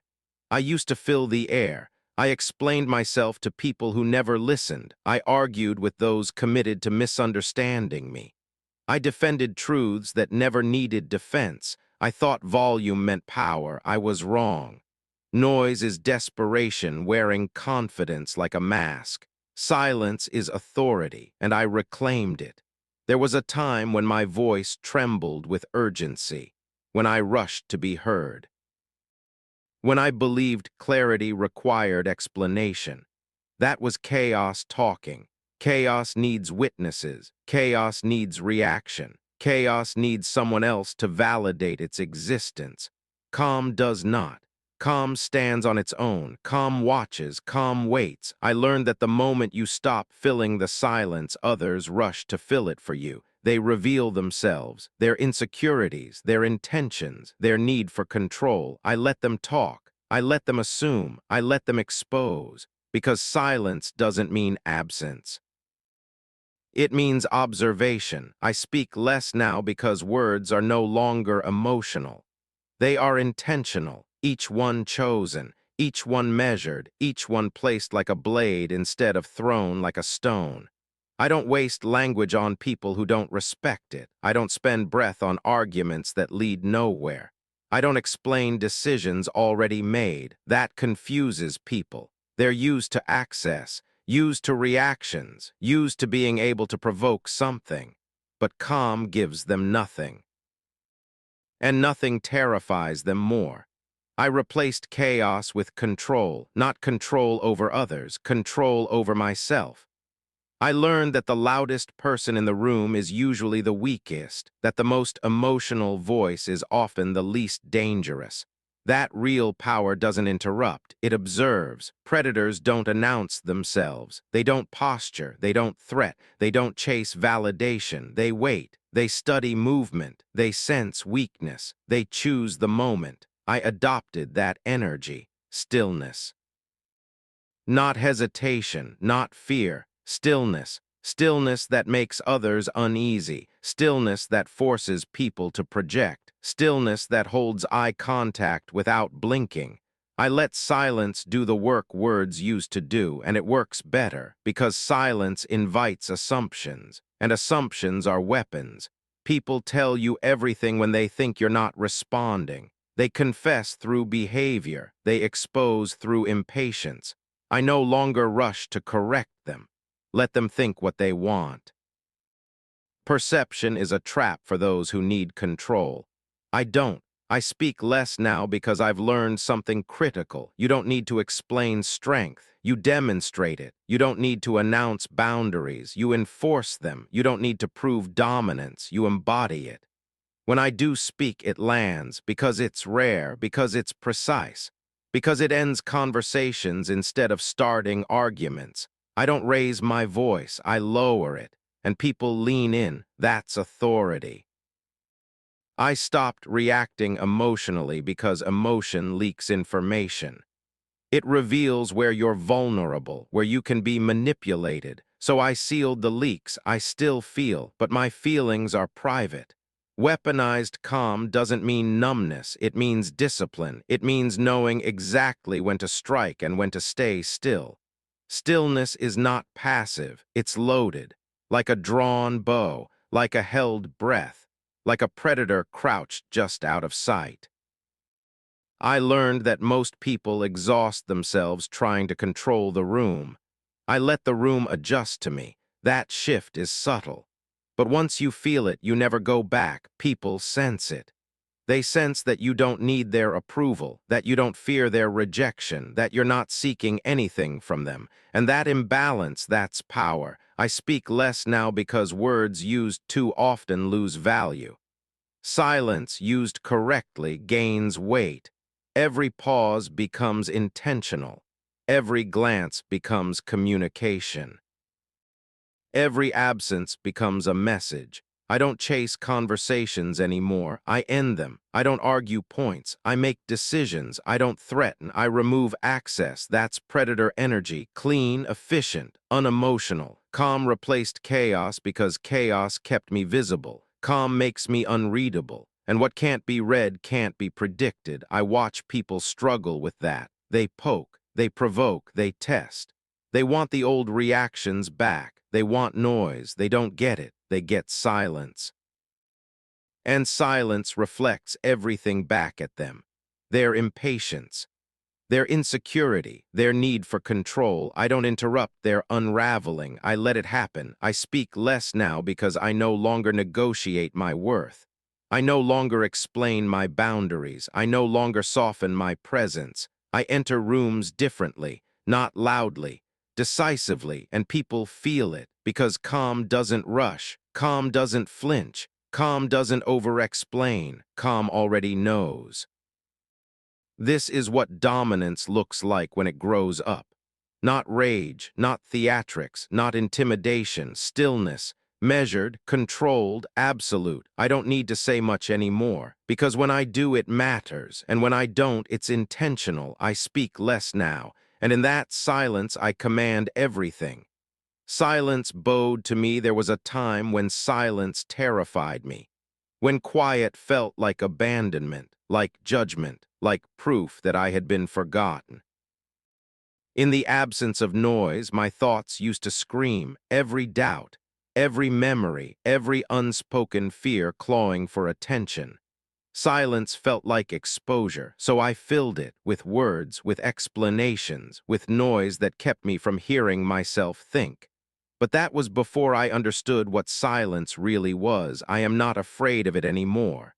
Silence no longer hunts me. Silence bows to me now, because I learned how to stand inside it without flinching. I learned that silence isn't empty. It's honest. It strips away performance. It removes masks. It leaves nothing but what's real. And when I finally stopped running from it, I realized something dangerous. Silence was never my enemy. It was my test. At first, it challenged me. It asked uncomfortable questions. It replayed moments I tried to bury. It forced me to sit with truths I avoided when the world was loud. But I stayed. I didn't escape into distraction. I didn't drown it out with validation. I didn't beg noise to save me. I stayed. And the longer I stayed, the quieter the chaos became. My heartbeat slowed. My thoughts aligned. My emotions stopped demanding attention and started obeying command. That's when silence changed shape. It stopped feeling like a void. It became armor, armor that absorbs impact, armor that dulls provocation, armor that turns emotional blows into distant echoes. Words stopped reaching me the way they used to. Insults lost their edge. Opinions lost their weight. Because silence taught me a brutal truth. Nothing spoken can hurt you once you've made peace with what's unspoken inside. I no longer fear awkward pauses. I no longer rush to fill space. I no longer panic when nothing is said. I let quiet stretch. I let it settle, and people feel it. They feel the steadiness. They feel the absence of insecurity. They feel the calm that doesn't need to announce itself. Silence is intimidating to those who need reaction because silence doesn't confirm their power. It doesn't reward their provocation. It doesn't validate their importance. It just stands there, unmoved. I learned to use silence deliberately, not as avoidance, as dominance. When someone tries to pull me into chaos, I give them quiet. When someone demands emotional labor, I give them stillness. When someone tries to control the narrative, I give them nothing. And nothing dismantles manipulation faster than nothing. Silence starves entitlement. It exposes desperation. It forces others to confront themselves. That's why people rush to fill it. They're uncomfortable with what rises when the noise stops. I'm not. I've sat with my shadows. I've listened to my fears without obeying them. I've faced the parts of myself that don't need approval. Silence didn't break me. It hardened me. I became emotionally invincible the moment I stopped needing response. I no longer measure my worth by reactions. I no longer interpret quiet as rejection. I no longer chase reassurance. Because I already know where I stand. That certainty doesn't speak loudly. It doesn't need to. It simply exists. My pacing changed. Slower, deliberate, unhurried. I don't rush conversations. I don't rush decisions. I don't rush to prove anything. Speed is for the anxious. I move with the confidence of someone who knows nothing is slipping away. Silence allows that. It stretches time. It creates gravity. It turns presence into pressure. People notice when you're not scrambling, when you're not filling gaps, when you're not explaining yourself. They feel the weight of your stillness, and that weight commands attention. I learned that silence protects energy. Every word costs something. Every explanation drains something. Silence preserves strength. It keeps my emotions intact, my intentions concealed, my power centralized. Not everyone deserves access to your voice. Not everyone earns your explanation. Silence is how you decide who matters, and I am ruthless with that choice now. I don't give reactions away. I don't donate emotional access. I don't spend words on people who haven't earned presence. That restraint makes me untouchable, because you can't wound what you can't reach. Silence wraps around me like steel, not cold, solid, unyielding. It absorbs shock, deflects manipulation, neutralizes chaos. And inside that armor, I am calm, not numb. Calm enough to think clearly, calm enough to see patterns, calm enough to wait. Waiting isn't weakness anymore. It's confidence. Confidence that I don't need immediate outcomes, that I don't fear discomfort, that I don't panic when things slow down. Silence trained me for this. It taught me patience without passivity, control without force, presence without noise. Now when silence enters the room, I don't fight it. I don't escape it. I command it. It settles when I settle. It deepens when I pause. It listens when I stop speaking. Because silence recognizes authority, and it recognizes mine. I am no longer afraid of being alone with my thoughts. I am no longer unsettled by quiet moments. I am no longer shaken by the absence of response. Silence doesn't threaten me. It shields me. It keeps my emotions sovereign, my intentions unreadable, my power intact. This is emotional invincibility, not because nothing touches me, but because nothing controls me. I choose when to speak. I choose when to engage. I choose when to withdraw. And when I withdraw, I don't disappear. I fortify. Silence bowed to me the moment I stopped trying to conquer it. The moment I stood still inside it and realized I was stronger than the noise ever was. I move slowly now. I speak deliberately. I exist with intention. And in that quiet confidence, I am unshakable. Silence is no longer something I endure. It is something I wield. And under its weight, nothing I am can be broken. You will feel what I felt. There was a time when I waited. I waited for responses that never came. I waited for justice that moved too slowly. I waited for recognition while the world looked through me. I remember that wait, that helpless stillness, that quiet humiliation of being unseen. I remember what it felt like to speak and not be heard, to reach and find nothing reaching back, to carry the burden alone while others slept comfortably. I remember. And I didn't forget it to become cruel. I remembered it to become exact. Now the waiting has changed sides. I no longer stand in anticipation of the world. The world stands in anticipation of me, not because I demanded it, not because I threatened it, because gravity shifts when something finally settles into its true mass. You will feel what I felt, not as punishment, as balance, not as revenge, as inevitability. I won't raise my voice to make it happen. I won't chase you down. I won't force your attention. I don't need to. Time does the work for me now.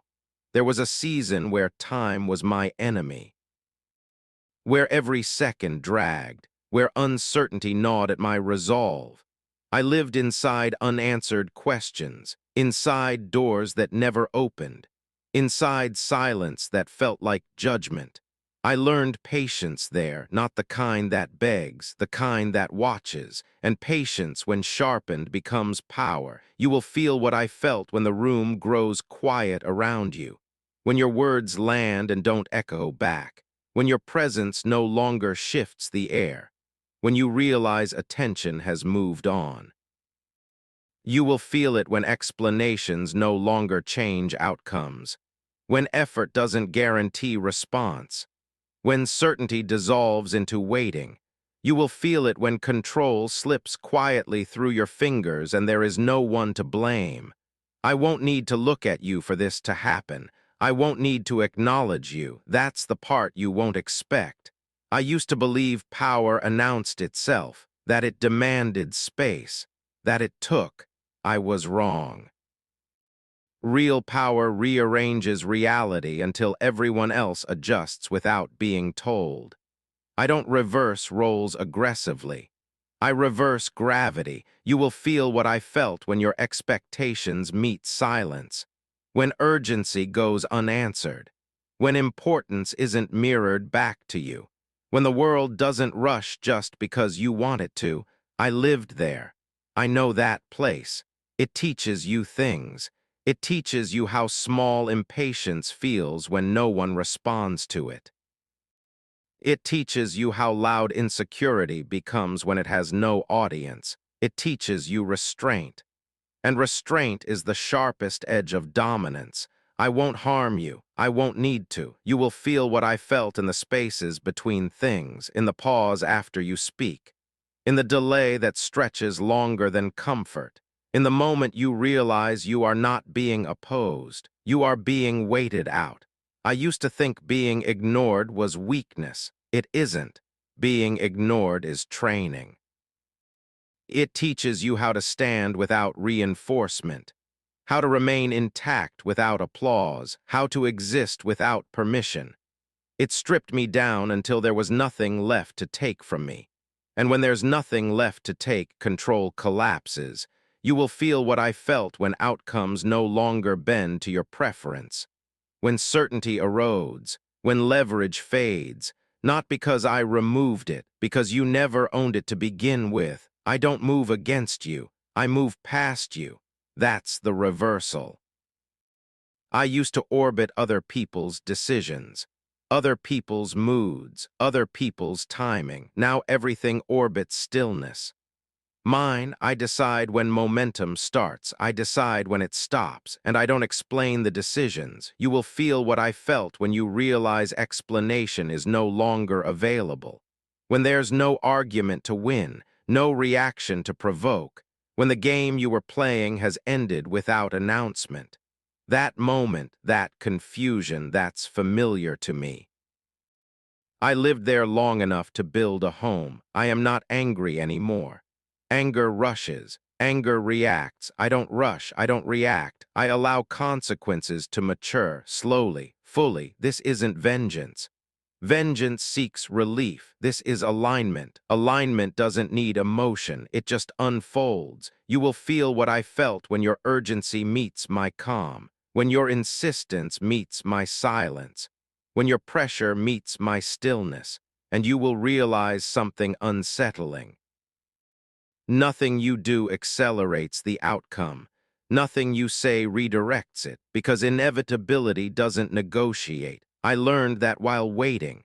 I learned how powerless force feels when it can't move time. I learned how exhausting noise becomes when it produces no result. You will feel that exhaustion, not because I caused it, because you're walking the path I already finished. I won't explain myself when you question it. I won't justify my distance. I won't soften the boundary. I did all that work already. Now I let silence complete the lesson. You will feel what I felt when you realize access has limits, when presence doesn't guarantee influence, when familiarity doesn't equal relevance. Those realizations hurt quietly.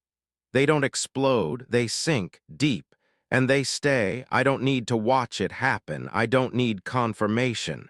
The shift is already in motion because power isn't about domination, it's about positioning. And I repositioned myself outside the reach of urgency, outside the reach of manipulation, outside the reach of need. Now the world adjusts, slowly, reluctantly, but it adjusts. You will feel what I felt when your expectations dissolve, when effort doesn't return reward, when certainty turns into waiting, and in that waiting you will understand something I learned the hard way. Stillness wins, not by force, by endurance. I endured the absence. I endured the quiet. I endured being unseen. And it built something permanent. So when you feel that same absence now, when you feel that same quiet, when you feel that same delay, know this. It isn't cruelty, it's symmetry. I don't need to hurt you for you to feel it. I don't need to threaten for you to understand. The world teaches everyone eventually. I just graduated early. You will feel what I felt when you realize the moment passed and you didn't notice it leaving. When attention moved on. When power shifted rooms. When waiting became your teacher. And when that happens, remember this. I didn't do this to you. I simply stopped standing where the weight used to fall. The rest happened on its own. That's not violence. That's inevitability. And inevitability doesn't need permission. This is me breaking the quiet. I didn't go silent because I was afraid. I went silent because noise was beneath me. For a long time, I let the world mistake my restraint for hesitation. I let them believe my calm meant surrender. I let them confuse my patience with weakness. That was the gift, because while they were speaking, I was measuring. While they were explaining, I was sharpening. While they were declaring victory too early, I was becoming something irreversible.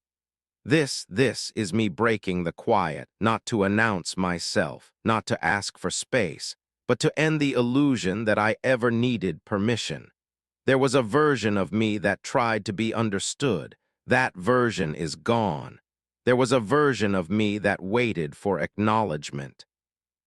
That version died quietly. There was a version of me that wanted fairness. That version learned better. What remains does not negotiate. What remains does not plead. What remains does not explain itself twice. I didn't rise by shouting. I rose by enduring everything they thought would end me. Every dismissal, every betrayal, every closed door. I carried them all in silence. And silence did something strange to me. It stripped away performance. It burned off doubt. It removed the need to be liked. In the quiet, I found my true voice, not loud, exact. Every word I speak now has weight. Every sentence lands where it's meant to. I don't speak to be heard, I speak to decide. This is not a threat. Threats beg for reaction. This is a declaration. Declarations don't require agreement. I remember when my voice shook, when conviction came with fear attached, when confidence had conditions, that person no longer exists. Silence taught me something brutal, that the world does not reward potential. It responds to inevitability, so I stopped proving, I stopped convincing. I stopped reaching outward for validation, and I built something inward that cannot be shaken. This moment is not anger erupting. It's clarity stepping forward. I don't need to raise my voice to confront you. I don't need to stand close. Distance is no longer a disadvantage. It's leverage. You used to believe I needed you to see me. I don't. You used to believe I needed the audience. I don't. You used to believe silence meant absence. You were wrong. Silence was preparation. Every second I didn't speak, I was deciding when I would, and now I have. This is me breaking the quiet, not to disrupt, to conclude, to end the waiting, to close the chapter where my restraint was mistaken for fear. I am not here to debate my worth. I am not here to justify my path. I am not here to ask you to understand. Understanding is optional. What matters is that this moment cannot be undone. Because once truth is spoken without desperation, it changes the shape of the room forever. I don't announce dominance with volume. I announce it with certainty, with stillness, with the absence of doubt. You can hear it in the pace of my words, unrushed. Unshaken, that's not confidence, that's finality. I remember when confrontation terrified me, when conflict felt like risk.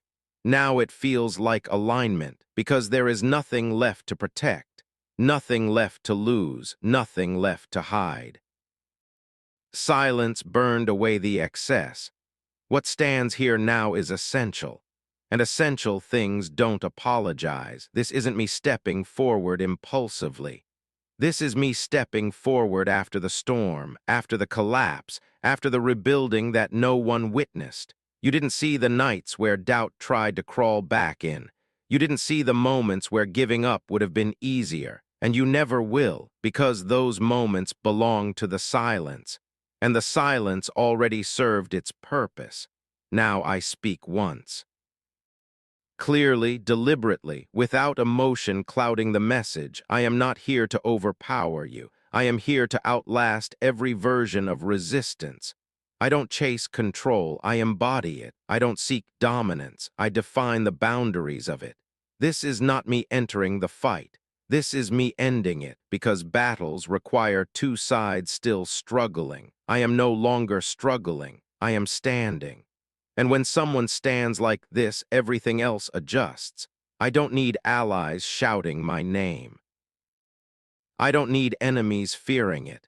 Fear is temporary, respect is unstable, but inevitability is permanent. That's what silence gave me. Time to become unavoidable. This is me breaking the quiet, and notice how nothing around me explodes. No chaos, no frenzy, just a shift, a recognition. A recalibration of power, that's how you know it's real. False power demands attention. Real power redraws gravity. I am not here to replace what came before me. I am here to make it irrelevant. The rules that limited me, outdated. The expectations that boxed me in, obsolete. The narratives written without my consent, burned to ash long ago. I didn't escape them loudly. I outgrew them quietly. And now I speak not to relive the past, but to seal it. This is the last time I reference what I survived. From here forward, I am what others endure, not through cruelty, through presence, through pressureless authority, through the calm certainty that does not flinch. If you feel unsettled right now, it's because something you assumed was finished just stood up. If you feel exposed, it's because silence no longer shields you. I don't need to point fingers. Truth identifies itself. This is not my rise. That already happened. This is the acknowledgement of it. This is the line drawn in the air. This is the quiet saying enough. I don't need to say this again. I don't need to repeat myself. Because when words are chosen carefully, they echo without repetition. This is me breaking the quiet. And when the quiet breaks, it doesn't shatter, it opens to something colder, heavier, permanent. From this moment forward, there is no confusion about where I stand. I stand unmoved, unrattled, unreachable by the methods that once worked. You can remember this moment however you want, as defiance, as warning, as closure, but understand one thing clearly. This wasn't a reaction. This was the conclusion. The silence prepared me.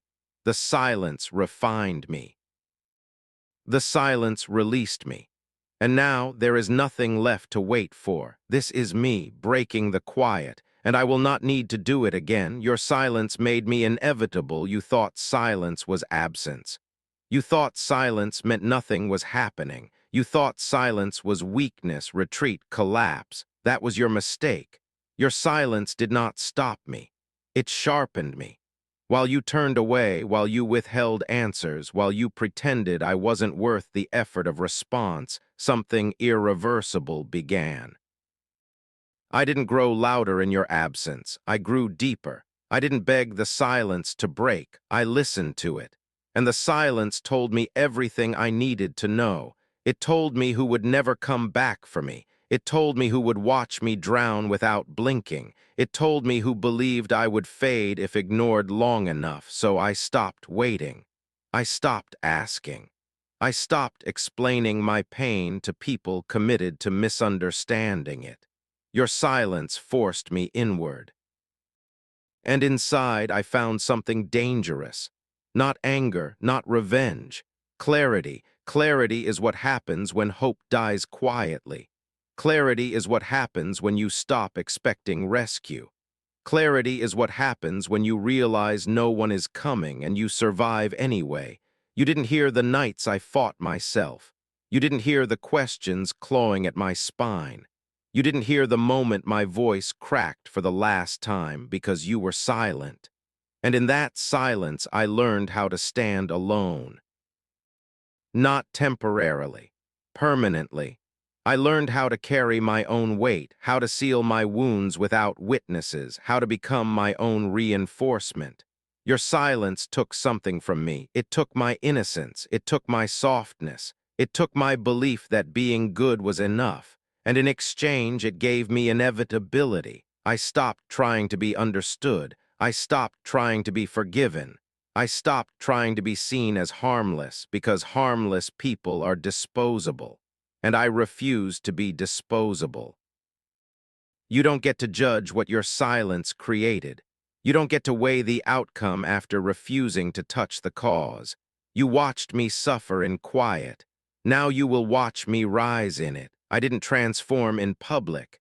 There was no applause, no dramatic moment you could point to, no single breaking point. It was slower than that, more brutal. 1,000 small realizations stacking on top of each other. 1,000 times choosing endurance over collapse. 1,000 times deciding if no one hears me, then I will become impossible to ignore. Your silence trained me. It taught me patience sharper than any blade. It taught me restraint heavier than rage. It taught me how to sit with pain without letting it own me. Pain used to scream, now it listens. Because I mastered it in the dark, I stopped reacting. I started observing. I stopped pleading. I started preparing. That's what silence does to someone who refuses to break. It doesn't erase them. It refines them. You thought silence would humble me. It crowned me. You thought silence would teach me my place. It taught me my power. You thought silence would make me disappear. Instead, it removed everything unnecessary. What stands here now is not fragile, not loud, not desperate for approval. What stands here now does not seek fairness. It creates balance by existing. I am no longer interested in your version of right and wrong. Those are tools used by people who still need permission.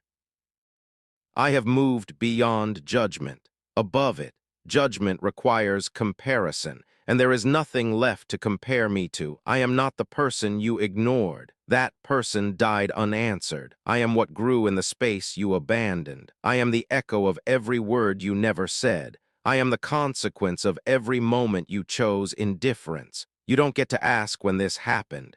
You were there the entire time. You just weren't paying attention. And that's the cruel beauty of silence. It doesn't announce its impact. It lets you realize too late. I don't hate you for being silent. Hatred still implies need. I don't need you. I understand you. I understand that you thought time would solve me. That distance would weaken me. That neglect would reduce me. Instead, it burned away my dependency. Now I move without friction, without hesitation, without apology. I don't seek revenge. Revenge still looks backward. I look forward. I don't need you to suffer. I need you to understand. And understanding is unavoidable now, because inevitability doesn't rush. It arrives exactly when it means to. I am not a warning. Warnings give people a chance to change. I am the result, the end of the discussion, the final form that emerges when someone survives without witnesses. You don't get to redefine me. You forfeited that right with your silence. You don't get to soften this story. This story was written in endurance, in solitude, in nights where quitting would have been mercy. I didn't quit. I adapted, I evolved, I became something quieter than fear, more stable than confidence, more permanent than anger. I became inevitable. I no longer measure myself by reaction. I don't need acknowledgement to validate reality. Reality bends whether you clap or not. I walk without urgency now. Because urgency is for those who fear being stopped. Nothing you do stops what I've become. Your silence removed all distractions. It gave me uninterrupted time with my own shadow. And instead of running from it, I integrated it. That's when the transformation completed. Not when I felt strong, when I stopped caring who saw it. I don't perform power, I inhabit it. I don't announce my presence. I change the temperature of the room by existing. You can call this arrogance if it helps you sleep. Names don't affect outcomes. I am not here to be moral. I am here to be true. And the truth is simple. Your silence did not break me. It built me. It carved me into something that no longer asks, no longer waits, no longer bends to expectation. I stand beyond judgment because judgment requires leverage, and you have none left. You can remember me as the one you ignored, but you will meet me as the one you cannot dismiss. That is the price of silence. That is the cost of absence. That is the myth people create when they leave someone alone long enough to become complete. I am not the villain you feared. I am not the hero you hoped for. I am what happens when someone survives everything quietly. Your silence made me inevitable. And inevitability does not argue, it arrives, it stays, and it does not ask to be understood. Remember this moment, not because it is loud, not because it is dramatic, not because it demands your attention. Remember it because it is final. This is not a scream. This is not a threat. This is not rage spilling over. This is certainty speaking. There was a time I wanted to be heard, a time I wanted answers, a time I wanted fairness. A time I believed that if I explained myself clearly enough, someone would finally understand. That version of me no longer exists. It didn't die in violence. It didn't collapse in despair. It faded in silence. Slowly, quietly, irreversibly. You didn't notice when it happened. That's the part you'll regret. Because while you assumed nothing was changing, everything was. I learned something you never did. Silence is not empty. Silence is a forge, and I stayed there longer than most survive. I stayed when comfort would have been easier. I stayed when bitterness begged me to speak. I stayed when proving myself felt urgent. I stayed quiet. And in that quiet, I shed everything unnecessary, every excuse, every dependency, every need for permission. I became precise. You don't hear precision coming. You only feel it when it's already too late to stop. I am not here to convince you of anything. Convincing is for the uncertain. I am here to mark a line in time. Before this moment, you believed silence meant control. After this moment, you will understand what silence actually builds. You mistook my restraint for fear. You mistook my patience for weakness. You mistook my quiet for absence. You were wrong. Absence is what happens when someone leaves. I stayed, I watched, I remembered every dismissal, every delay, every time you chose comfort over truth. And no, this is not bitterness. Bitterness corrodes. This sharpened me. I am not the product of anger. I am the result of endurance. Endurance is quieter than rage, but far more permanent. Rage burns fast. Endurance changes structure. That's why this moment matters, not because something explosive happens now, but because something irreversible already has. I no longer ask to be acknowledged. I no longer wait for timing to be right. I no longer adjust myself to make others comfortable. Comfort is a luxury for those who haven't been tested.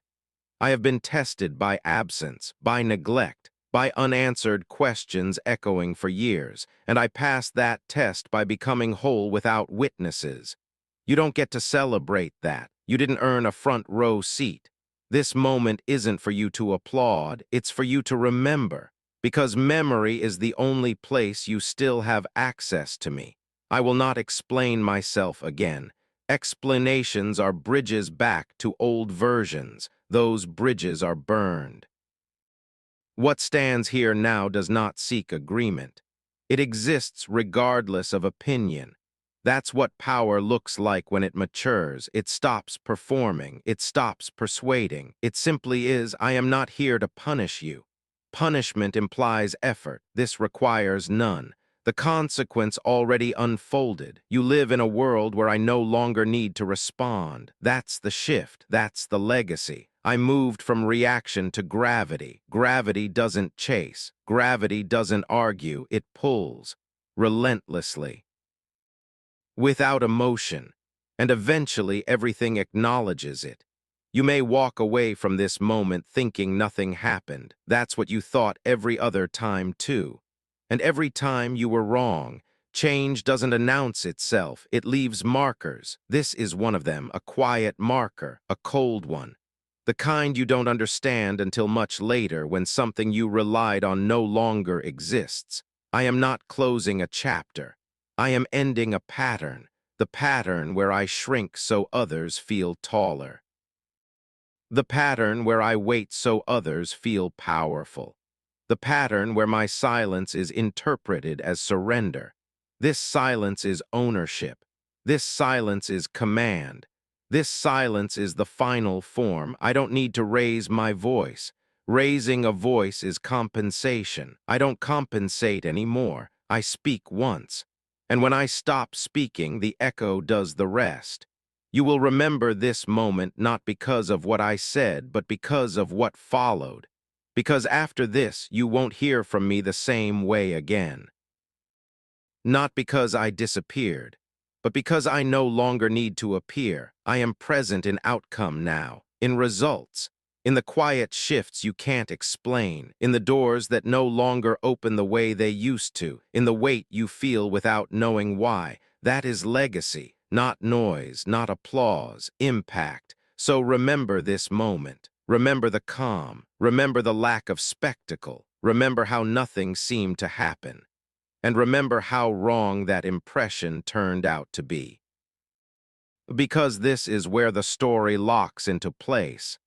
This is where interpretation ends. This is where inevitability settles. You thought silence would erase me. It engraved me. And engravings don't fade. They endure long after the sound is gone.